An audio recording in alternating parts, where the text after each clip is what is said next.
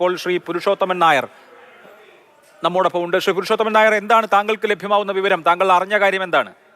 ഞങ്ങള് ഇപ്പൊ നിൽക്കുന്ന ഗോകുലം മെഡിക്കൽ കോളേജിലാണ്.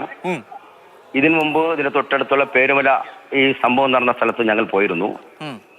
അവിടെ 3 പേരെയാണ് ഹോസ്പിറ്റലിൽ കൊണ്ടുപോയത്. അതിൽ ഒരാളുടെ ജീവൻ ഉണ്ട് എന്നാണ് ഇപ്പം ഗോകുലം ഹോസ്പിറ്റലിൽ നിന്ന് ഞങ്ങൾക്ക് മനസ്സിലാക്കാൻ കഴിയുന്നത്.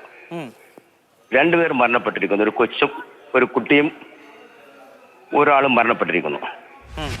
പിന്നെ ഞങ്ങൾക്ക് കിട്ടിയ വിവരമെന്ന് പറയുന്നത് മറ്റ് സ്ഥലങ്ങളിലും ഇയാൾ ഈ അട്രോസിറ്റി കാണിച്ചിട്ടാണ് ഇവിടെ വന്നിട്ടുള്ളത് എന്നാണ് ഞങ്ങൾക്ക് കിട്ടിയിരിക്കുന്ന വിവരം.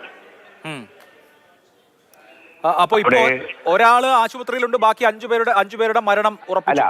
ഗോകുലത്തിൽ 3 പേരുണ്ട്, 2 പേരുള്ളത് അവർ സ്ഥിരീകരിച്ചു. ഒരാളെ ട്രീറ്റ്മെന്റും കാര്യങ്ങളും നടന്നുകൊണ്ടിരിക്കുന്നു.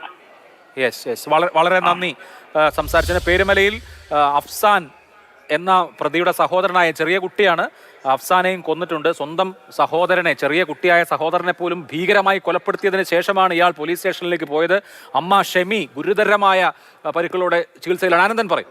ഈ വെമ്പായത്തുനിന്ന് വരുന്ന വിവരം അനുസരിച്ചിട്ട് ഈ അഫാൻ 13 വയസ്സുള്ള സഹോദരൻ അഫ്സാനെ കൊലപ്പെടുത്തി ഉമ്മയെയും ആക്രമിച്ചു. ഉമ്മ ഷെമി ഗുരുതരമായ വെട്ടേറ്റ് ആശുപത്രിയിലാണ്. ഈ തൊട്ടടുത്ത് ഇവരുടെ വീടിനടുത്ത് മറ്റൊരു പെൺകുട്ടി കൂടി, ഒരു യുവതി കൂടി മരിച്ചിട്ടുണ്ട് എന്നുള്ള വിവരമാണ് വരുന്നത്.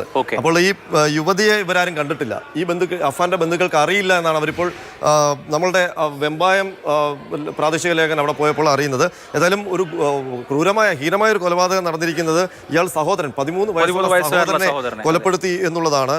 അവർ ഒരുമിച്ചിരിക്കുന്ന ഒരു ചിത്രവും വന്നിട്ടുണ്ട്. ഇപ്പോൾ